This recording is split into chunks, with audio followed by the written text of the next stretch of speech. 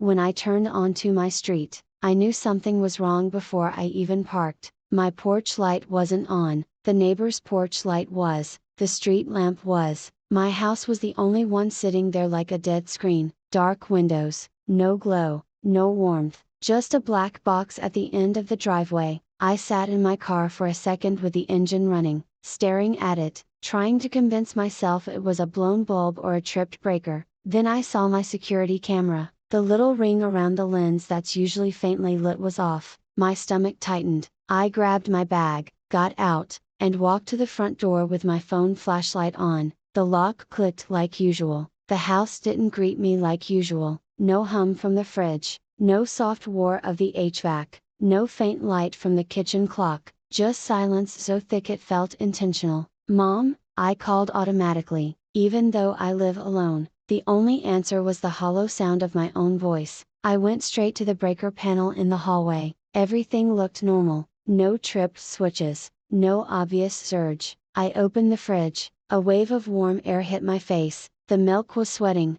the butter was soft, the smell wasn't rotten yet, but it was heading there. That was when my phone vibrated in my hand, an email notification, service confirmation, account closed per customer request. I stared at it like it was a prank someone forgot to finish. My eyes scanned the details and my skin went cold. My name, my address, the last 4 digits of an account number I recognized, then the contact phone number on the email. It wasn't mine. I read it twice, then a third time, like my brain might correct it out of a sheer disbelief. How's the number ended in 8421? I didn't need to check my contacts to know whose number ended in those digits. My mother's. I stood in my dark kitchen, phone light cutting a narrow beam across the counter, and I could feel the shape of what was happening before I had proof. Because my parents didn't fight like normal people, they didn't yell and leave bruises where neighbors could see. They went after your environment, your access, your stability, and they did it with paperwork. 2 nights before, my mom Marjorie had called me with that syrupy voice she saves for when she wants something. "Clara," she'd said, "your father and I just need you to be reasonable." Reasonable, that word always meant obedient. "What do you need?" I'd asked. She sighed theatrically. "We're struggling," she said, "you know that, and you're sitting in that house like it's your little kingdom." I'd felt my jaw tighten then. "It's my house," I said calmly, "and I'm not refinancing it." My dad's voice had cut in from the background. Paul always quieter, always sharper when he thinks he has an audience. "You don't get to say no to family," he'd snapped. "I do," I'd replied. "I already did." My mom had gone silent for a beat, then softened again. "Fine," she'd said, "if you want to do this the hard way, don't be shocked when things get complicated." I should have heard the threat more clearly. I should have known complicated meant I'd come home to a dark house. I called the utilities customer service line immediately. A robotic voice told me the office was closed and directed me to an emergency outage number. I pressed buttons until I got a human. A man answered. "You're tired and clipped. Emergency line." "My power is out," I said, "but I think my account was closed." I got an email. He asked for my address and the account number. I gave it. He tapped on his keyboard. Then he said, "This isn't listed as an outage." "Because it's not," I replied. "It says it was closed by the customer." A pause. "I see that," he said finally. "It was closed today. I didn't close it." Another pause, longer this time. "Ma'am," he said carefully, "the notes show it was closed after an identity verification call." I felt my pulse slow, heavy. "What identity verification?" I asked. "The customer called in," he said, "they verified your name, address, and the last 4 of your social." My throat tightened. "That last detail wasn't something you guessed, that was something you used." Can you tell me what number called it in?" I asked. "I can't give that over the phone," he replied quickly. "You'll have to come into the office with ID, we can reopen it, but you'll need to verify in person. Reconnection can take up to a day." "A day?" I repeated, looking around my dark kitchen as if the walls might answer back. "I'm sorry," he said, and he sounded like he meant it, "but this was processed as a customer request closure." I didn't beg, I didn't argue with him, I didn't waste my panic on someone who wasn't the one hurting me. "Okay," I said, "I'll be there when you open." I spent that night in my own house like I was camping inside someone else's mistake. I piled blankets on the bed, I charged my phone in the cars, I kept checking the windows even though the neighborhood was quiet because the worst part wasn't the cold, and it was the feeling that someone had reached into my life and flipped a switch, and I knew exactly who. The next morning, I got to the utility office before the doors unlocked. The building was plain glass front, fluorescent lights, a line of people already forming with their own problems. When the doors opened, I walked straight to the counter with my ID in my hand. The representative's name tag said Park. She looked up, polite, professional. "Hi," she said, "how can I help you?" My power was shut off. I said, "My account was closed in my name, I didn't do it." Sonia's expression shifted slightly, not shock, just attention turning on. "Account number," she said. I slid my ID forward and recited it. She typed, her eyes moved across her screen, her posture went still, then she looked back at me. "Miss Bennett," she said slowly, "this account was closed yesterday afternoon." "I was at work yesterday afternoon," I replied. "I can prove it." Sonia's fingers hovered over the keyboard. "The closure was processed after a recorded call," she said. "The caller verified your personal information." "I didn't call," I said again, calm enough that it sounded like certainty instead of pleading. "I want the call log,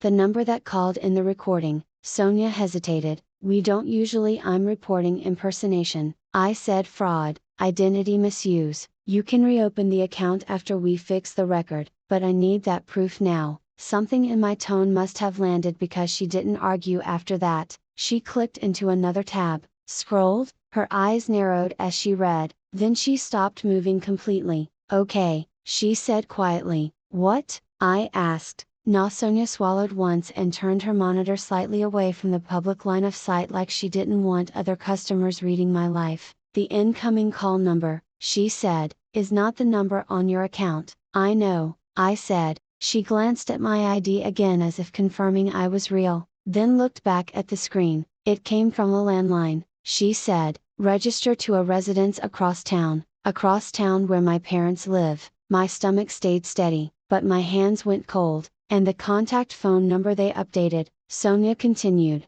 "is different from the one you have on file." She read the last 4 digits out loud, 8421. I didn't react visibly, I just nodded once as if we were confirming a spelling error. Sonia looked up at me, eyes sharper now. "Miss Bennett," she said, "Ah, this looks like someone called in pretending to be you." "Yes," I said, "and I know who." Sonia's voice dropped. "We can reopen the account," she said, "but first, I need to flag it as fraudulent activity. That will lock changes until an investigation note is added." "Do it," I said. Her fingers moved quickly now, the way people move when they realize they're not just dealing with a billing issue. A small printer behind her clicked and began spitting out a form. Sonia slid it to me. "Sign here," she said. "This states you did not authorize the closure." I signed without hesitation. Then I said, "Play the recording." Sonia's lips pressed together. "We can," she said,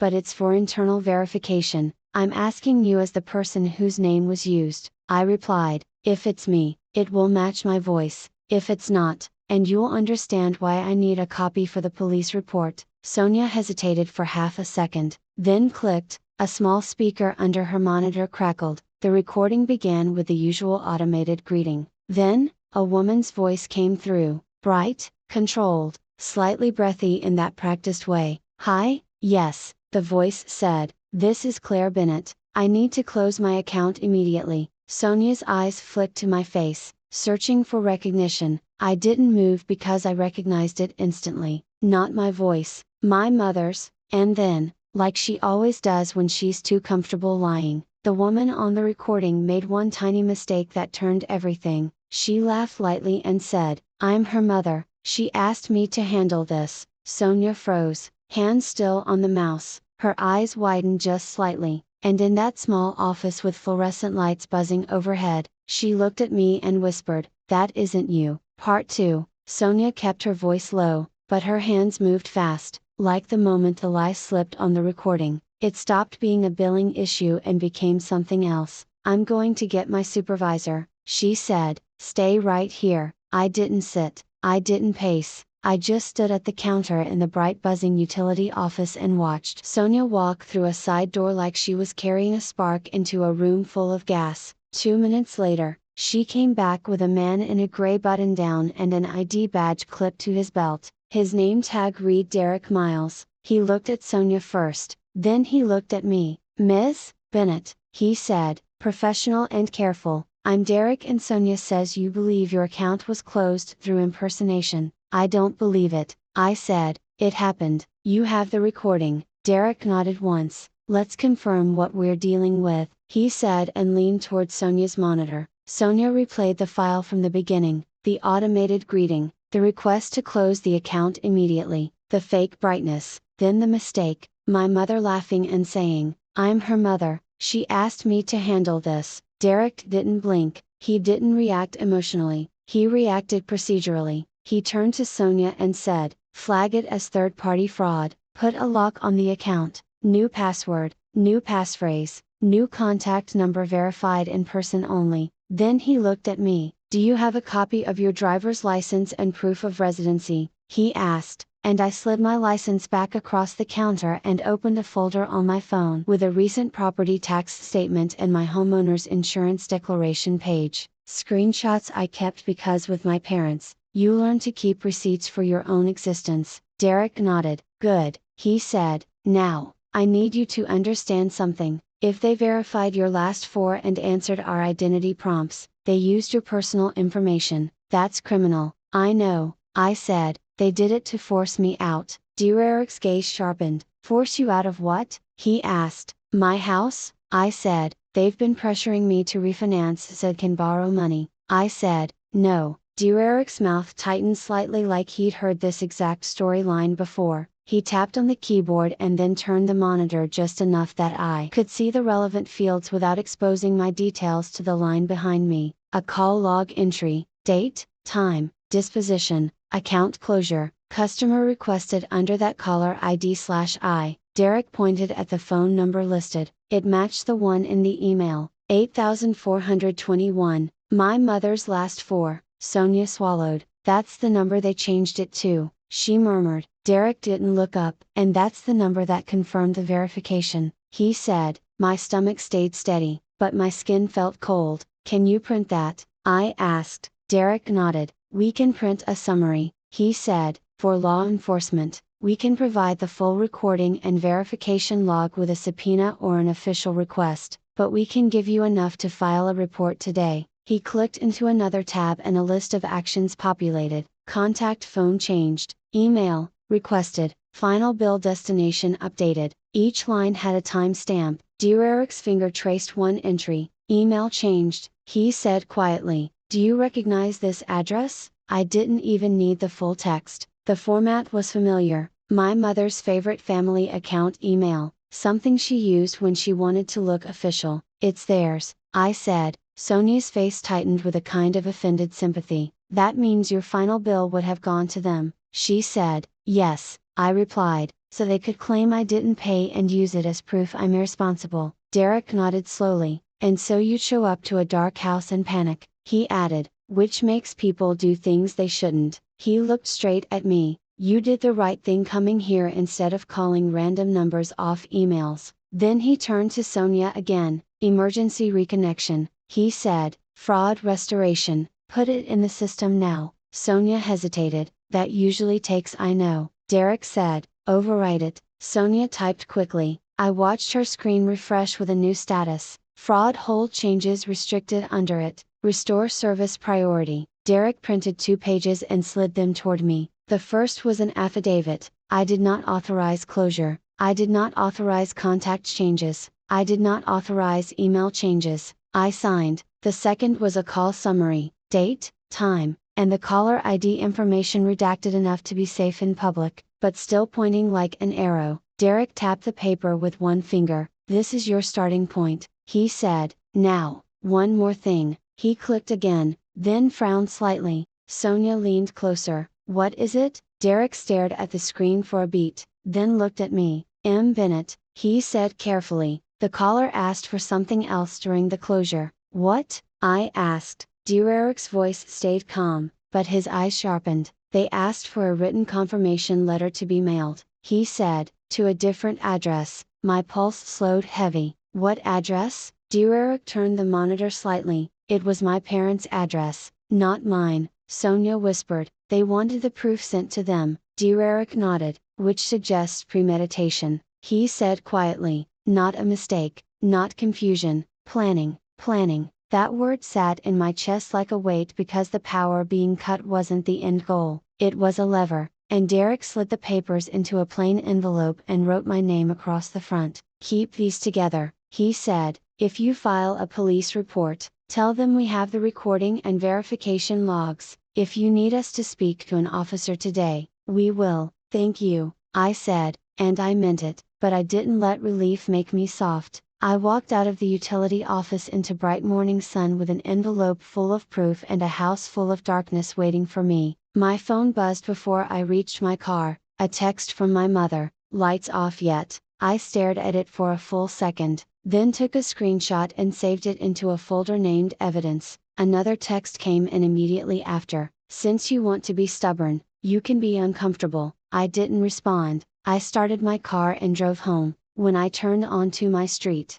my stomach tightened again, not because the house was dark, because there was a van in my driveway, white, unmarked, side door open. A man in a work shirt was standing at my front door, holding a clipboard, and my parents were there with him, my mother's arms folded, my father standing half a step behind her like a shadow. The man bent toward my tool bag on the porch, a locksmith. My key felt heavy in my pocket. I parked at the curb and stepped out slowly, keeping my breathing even, keeping my voice ready. My mother saw me first and smiled like she'd been waiting for this moment all morning. Oh, she called out loud enough for the neighbor across the street to hear, there you are. Then she turned to the locksmith and said, sweet as syrup. That's her, she's the one who asked us to handle it. The locksmith glanced at me, confused, and then looked back at the paperwork in his hand and I saw the top line on his work order, my name, my address, printed like I was the one who hired him.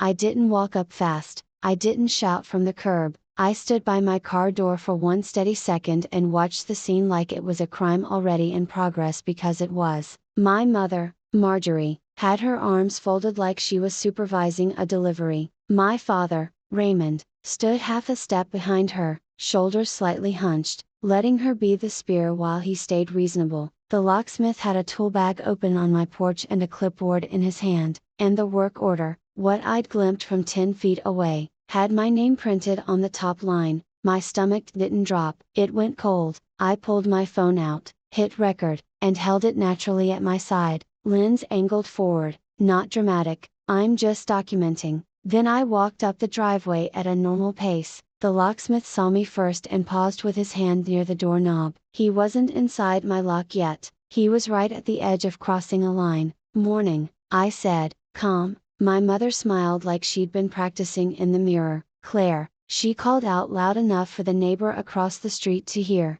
don't make this difficult. I didn't look at her, I looked at the locksmith. Sir, I said, what company are you with? He blinked, caught between two realities. Northside Lock and Key, he said and lifted his clipboard slightly. Ma'am, I have a service order here for a lockie, for this address. I said, yes, he replied. Who placed the order? I asked. My mother answered for him immediately. She did, she said.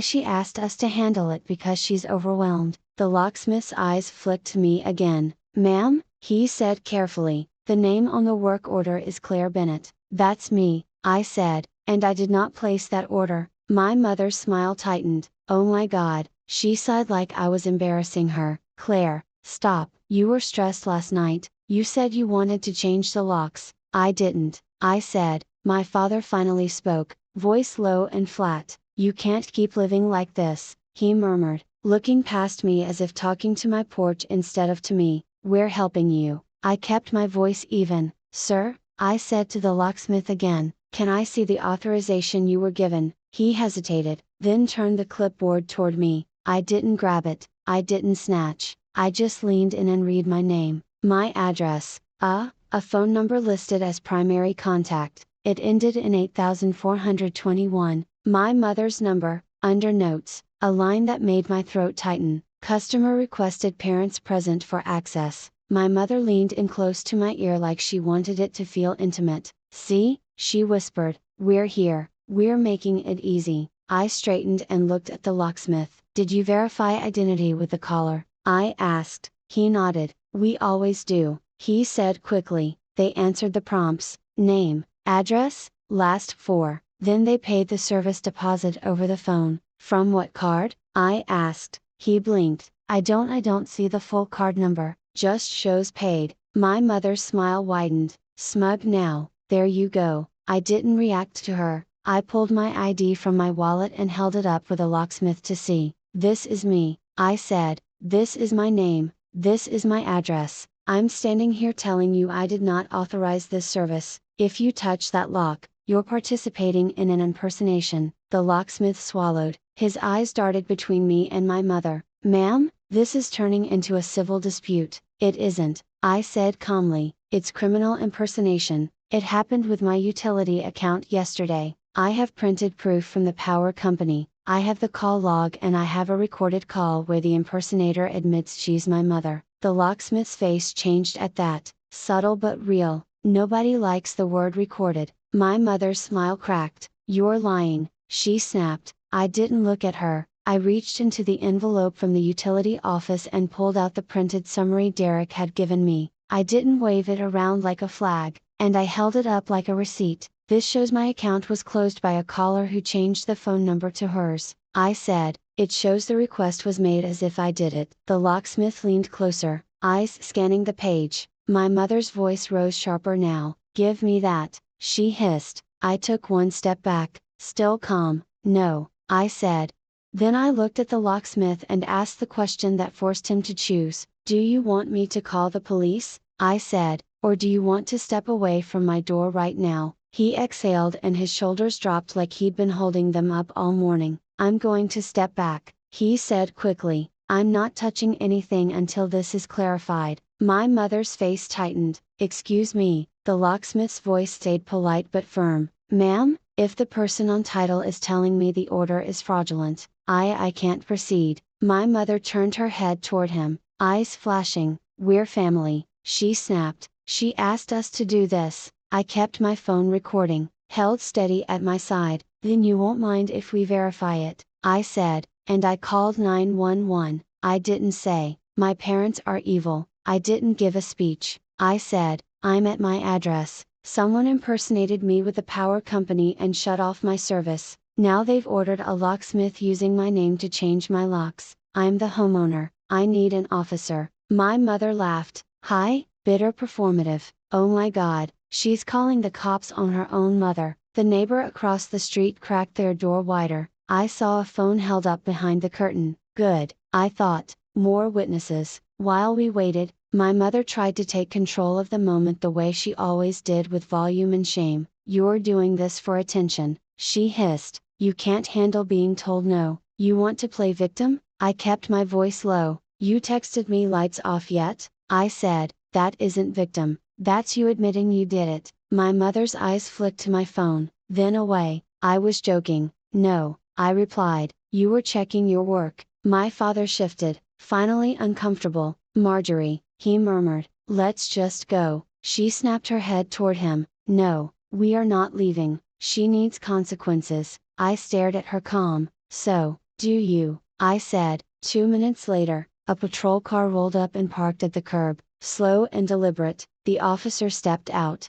Tall, tired eyes, hand resting near his belt without touching it. Morning, he said, scanning the scene. What's going on? I spoke first because I wasn't giving my mother the microphone. My name is Claire Bennett, I said, and handed him my ID. This is my house. My power was shut off because someone called the utility company pretending to be me and closed my account. This morning, these two, I nodded toward my parents, showed up with a locksmith and a work order in my name to change the locks. The officer looked at my ID, then looked at my porch, then looked at the locksmith. Sir, the officer said, you the locksmith? Yes, the locksmith replied quickly. I haven't touched the lock. I stepped back. The officer nodded once, then looked at my mother. Ma'am, he said. What's your involvement here? My mother's face rearranged itself into innocence. Officer, she's unstable, she said with a sad little smile. She asked us to help. She forgets things.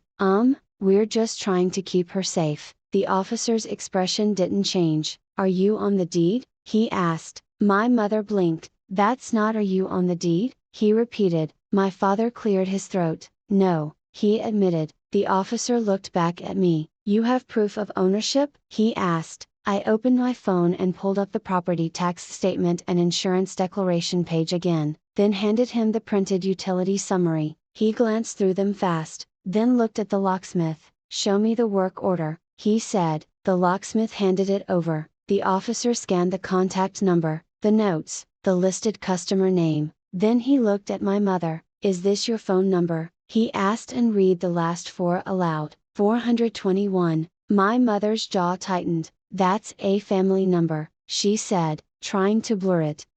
We share things. The officer's eyes narrowed slightly. Do you have a phone on you? He asked. My mother crossed her arms tighter. Why? Because you're being accused of impersonation, he said, calm and flat. I need to verify contact numbers. My mother's eyes flared. This is ridiculous. I didn't speak. I just let her react in front of him. The officer turned toward me. Do you have the text messages you mentioned? He asked. I pulled up the screenshots. Lights off yet, and since you want to be stubborn, you can be uncomfortable, and held the screen where he could see the timestamp and send her name. His face changed slightly the way Sonia's had, not shock, recognition. He looked at my mother again. Ma'am, he said, this is not a civil matter. My mother scoffed. Yes, it is, it's family, it's a criminal complaint, he corrected, and if you used her identity to close her utilities and attempt to change her locks, that's fraud. My father finally stepped forward,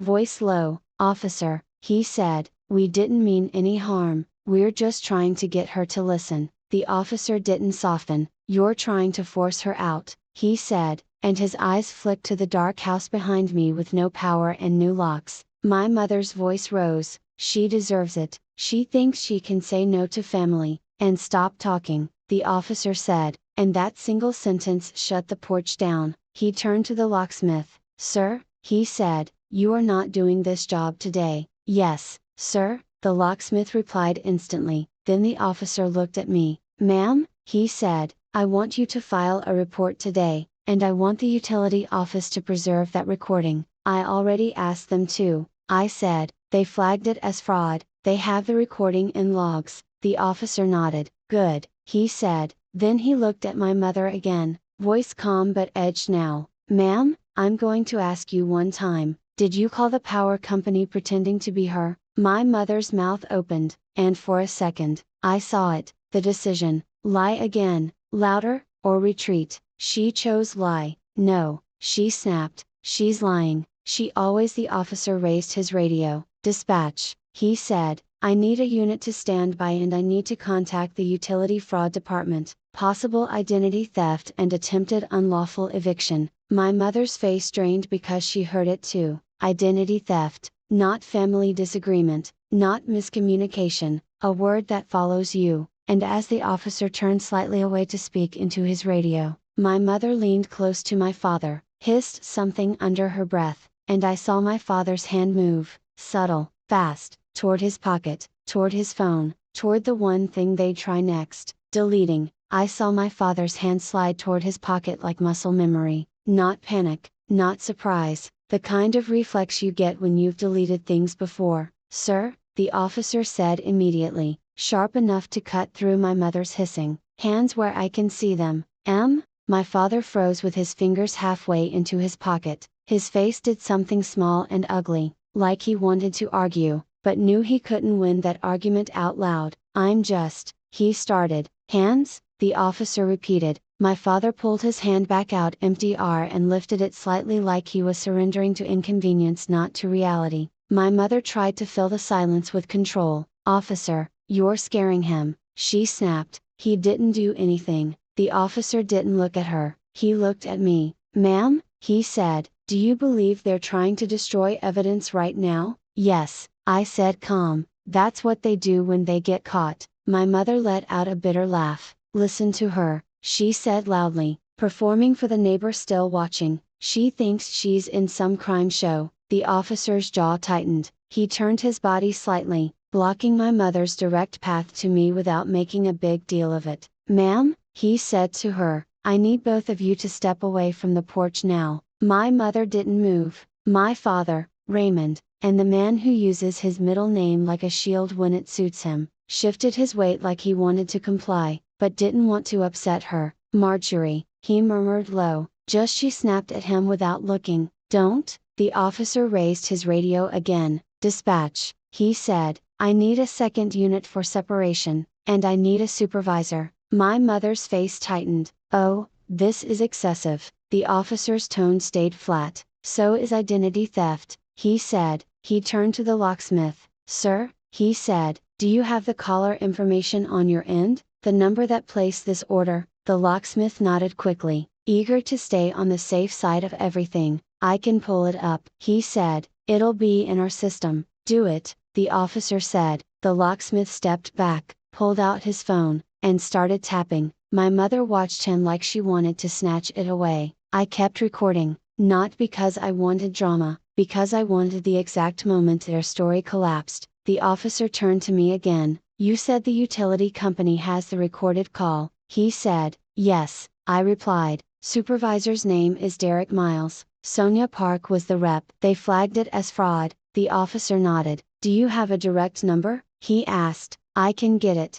I said, and pulled up the call log from earlier that morning. I handed him my phone with the number visible, my screen bright in the daylight. He didn't take it far, he just read it and gave it back. "Good," he said. Then he looked at my parents again. "Last chance," he told my mother. "Did you call the utility company pretending to be her?" "No," my mother snapped, "and I'm done being accused by my own daughter." The officer's eyes didn't move. "Okay," he said. That okay wasn't agreement, it was a decision to stop asking. He stepped a few paces away and made the call. I could hear enough of his side. "Calm, procedural, confirming names, confirming there was a recording, confirming there were verification logs." My mother leaned toward my father and whispered something harsh. My father's eyes flicked to the patrol car like he was gauging distance, timing, escape. He wasn't brave, he was calculating. 2 minutes later, another patrol car rolled up, a second officer got out,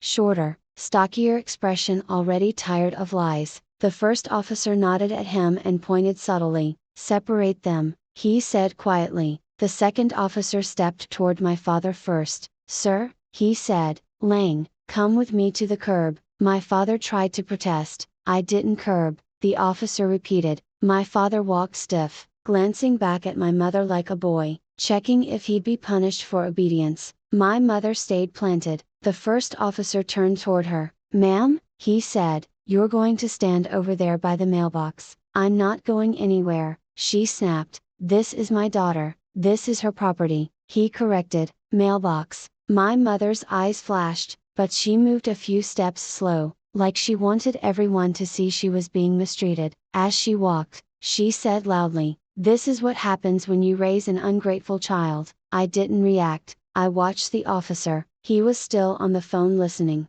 Then his face changed in that small, unmistakable way I'd already seen twice today. Sonia, then Derek recognition, and he ended the call and walked back toward me. "Ma'am," he said low enough that my mother couldn't perform over it, "the utility supervisor confirmed they have a recorded call where the caller identifies herself as your mother." My throat tightened, but my voice stayed even. "Yes," I said, "that's what I heard." He nodded once, then looked at my mother. "Ma'am," he said, "I'm going to ask you again, did you make that call?" My mother lifted her chin. "No." The officer held her gaze for a beat. "All right," he said, "then you won't mind if we preserve your phones." My mother's eyes narrowed. "My phone?" "Yes," he said, "both of yours right now." My mother's hand flew to her purse. "Absolutely not." The officer didn't argue, he simply explained consequences like he was reading the back of a form. "If you refuse," he said, I will document refusal. I will request a warrant based on probable cause,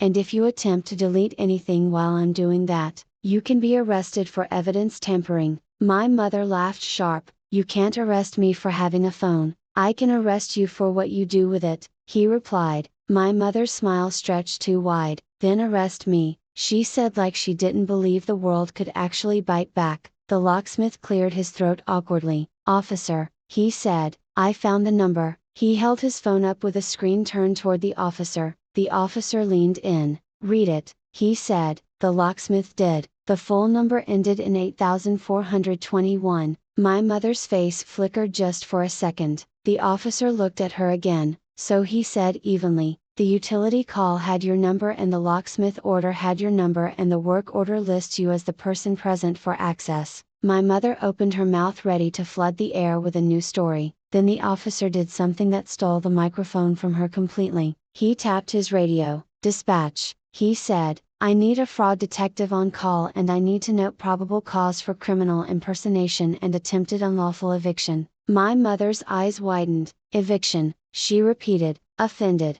"That's not you trying to lock her out," the officer said, "with a fraudulent order in her name while her power is shut off due to a fraudulent closure in her name. That's a pattern." The second officer called from the curb. "Sir," he said to my father, "do you have a phone on you?" My father hesitated. The second officer stepped closer. "Do not reach for it," he warned. My father lifted both hands like he was surrendering to the weather. "It's in my pocket," he muttered. "Slowly," the officer said. My father pulled it out and the officer took it immediately. My mother saw that and snapped, "You can't take our phones." The first officer's tone stayed flat. "You can hand yours over voluntarily," he said, "or you can refuse and we can do this the long way." My mother's breathing got faster, not fear, anger that she wasn't controlling the scene. She dug in her purse, pulled out her phone, and held it up like she was offering a dirty napkin. "There," she snapped. "Happy?" The officer didn't touch it with bare hands. He pulled out an evidence bag from his car, one of those clear pouches with a seal, and had her place it inside. "Do not touch it again," he said. My mother's lips curled. "This is insane."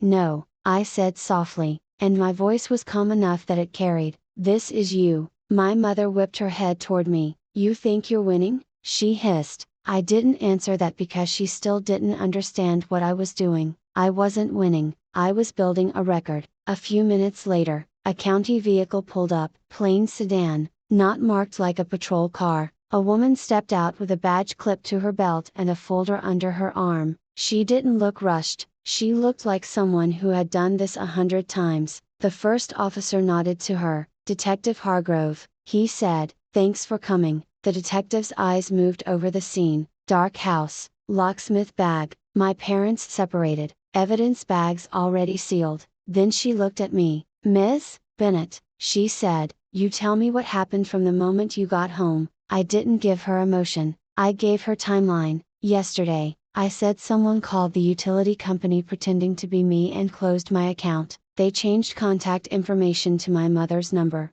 I found the email confirmation. This morning, I went to the utility office. They played the recording. The caller admits she's my mother. I have call summary printouts. I also have texts from my mother asking if the lights were off." I turned my phone and showed her the screenshots. Detective Harrow's eyes narrowed. "And today," she said, "they hired a locksmith." "Yes," I replied, "with my name, with her number, attempting to change my locks while my power was off." Harrow turned to the locksmith. "Sir," she said, "you willing to give a statement?" "Yes," he said immediately. "Hey," my mother scoffed, "this is a witch hunt." Harrow didn't look at her, she looked at the sealed evidence bag. "Do either of you consent to us preserving your phones for forensic extraction?" she asked my parents. My mother's laugh out brittle, "Absolutely not." My father stared at the ground. Harrow nodded once. "Fine," she said, "we'll do it with a warrant, but I'm telling you now, deleted items are still recoverable. Deleting doesn't erase, it just proves you knew it was wrong." My mother's face tightened like she'd been slapped, and then, because she can't help herself when she feels cornered,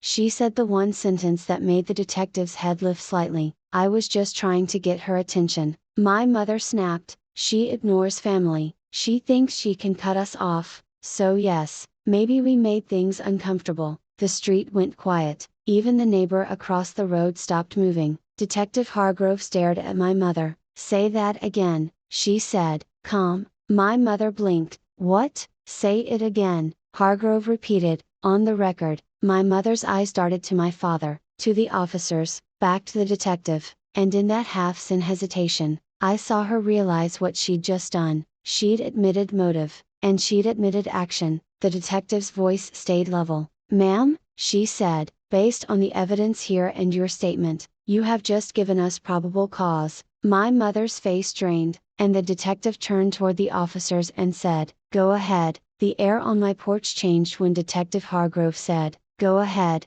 not because anyone raised a weapon or shouted. How? Because everyone suddenly understood this wasn't a conversation anymore, it was procedure. Officer Lang, my first officer, moved first, calm, controlled, like he'd already decided how this would end. Ma'am, he said to my mother, turn around, hands behind your back. My mother's eyes flared wide. You cannot be serious. Officer Lang didn't argue. Turn around, he repeated. My mother looked to my father as if he could rewrite reality. My father just stood there, face gray, shoulders slumped, like he'd been waiting for someone else to take the wheel. My mother tried to do what she always did when she felt the ground move under her. She tried to make it emotional. I'm her mother, she snapped. This is cruel. She's doing this to punish me. Detective Hargrove cut in, voice flat and sharp. No, she said, you did this to punish her. You closed her utility account by impersonating her. You ordered a locksmith using her identity to change her locks. That's criminal impersonation and attempted unlawful eviction. My mother's mouth opened, ready to explode again. Officer Lang stepped closer. Ma'am, he said, if you resist, it gets worse. Turn around. For a second, she didn't move. Then she realized the neighbor across the street was still watching, still filming. That's when her pride chose compliance. She turned slowly, chin lifted like she was being wronged by history. Officer Lang cuffed her with practiced efficiency, metal clicking once, loud in the morning air. My mother made a sound like she'd been slapped. No, she hissed. No, no, no, Raymond, do something. My father took a half step forward, then stopped when the second officer's gaze pinned him. Detective Hargrove turned to my father. Sir, she said, were you involved in the utility call or the locksmith order? My father's throat moved. I didn't call, he muttered. Hargrove's voice stayed steady. But you were here, she said, gesturing toward my porch, and the locksmith order lists parents present for access. That was you, and your phone was in your pocket when officers arrived. That suggests coordination. My father's eyes flicked to my mother in cuffs. His face twisted, not pity, fear. He tried a soft, useless lie. We were just trying to talk to her, he said. Detective Hargrove didn't raise her voice. You shut off her power, she said. Then you tried to change her locks. That's not talking, that's forcing. She looked to Officer Lang. Take him too, she said. My father's eyes widened. Wait, what, sir? The second officer said, stepping in. Turn around. My father hesitated, then his shoulders sagged like his spine gave up. He turned, the cuffs clicked again. My mother's head snapped around. Don't touch him, she yelled. This is her fault. I didn't flinch. I just kept recording because one day if they tried to tell anyone this was misunderstanding, I wanted the sound of those cuffs to answer for me. The locksmith stood awkwardly by his van, eyes wide. Detective Hargrove walked over to him. Sir, she said, you're going to give a statement. Your work order and call record will be subpoenaed. Do you have that saved? Yes, he said quickly. Yes,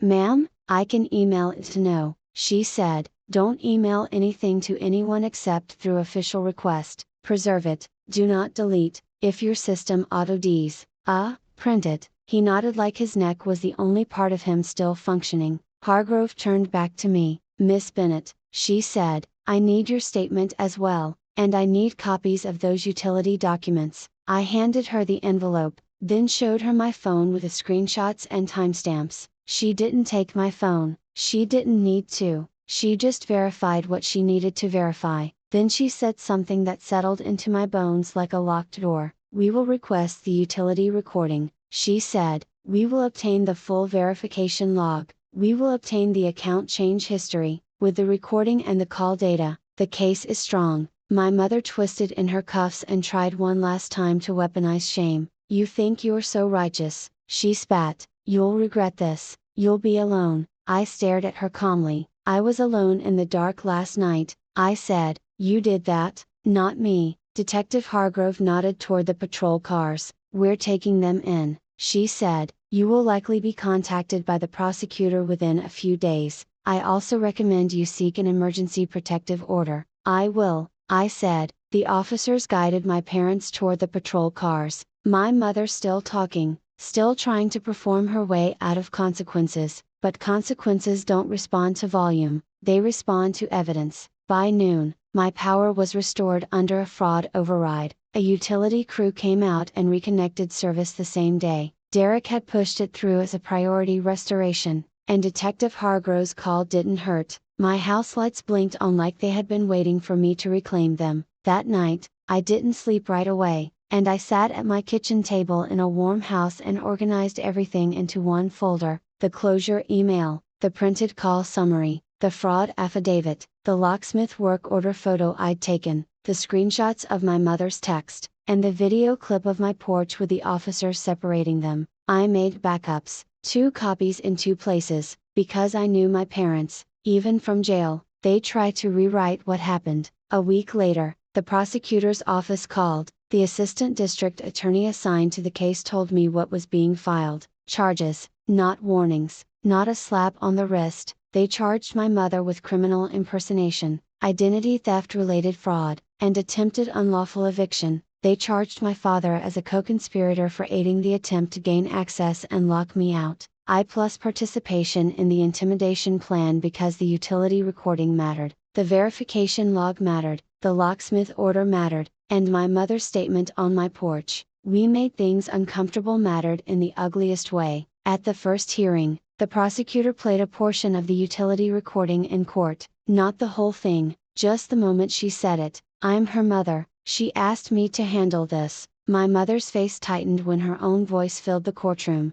My father stared straight down at the table like the wood grain could save him. Then the prosecutor held up the locksmith work order and read the contact number into the record: 8421. The judge looked at my parents and said flatly, you used your daughter's identity to deprive her of basic services and attempt to seize her home access. The judge issued a no contact order on the spot, and then because my parents had a prior record of harassment complaints, nothing that ever stuck because I never had proof, the judge did something they did not expect. He remanded my mother into custody pending bail, citing risk of intimidation and evidence destruction. My father was released under strict conditions, but with an ankle monitor and a warning that any violation would put him right back in. My mother screamed. The bailiff didn't react. She spent the next few nights in county jail while her attorney negotiated, and when the plea deal came, it wasn't soft: probation with strict terms, restitution for spoiled food and reconnection fees, mandatory fraud counseling, and a suspended jail sentence that would become real time the second she violated the order or attempted retaliation. My father pleaded to reduce charges in exchange for cooperation and admitting his role. His conditions were strict: probation, community service, financial restitution, and the same no contact order. I didn't feel joy watching them punished, I felt something quieter: safety, because for the first time in my life, the system they used against me had turned around and looked at them, and it didn't blink. A month later, my home felt like mine again. I changed every password, locked my credit, added cameras, and put a simple sign inside the breaker panel with one sentence: if someone tries to control you through your utilities, it's not love, it's leverage. I didn't need to say it out loud to anyone else, I just needed to live it. If your own family tried to force you out by cutting power and changing locks, would you go straight to the police or would you try to handle it privately first? Tell me what you do in the comments. Like, subscribe, and I'll see you in the next video.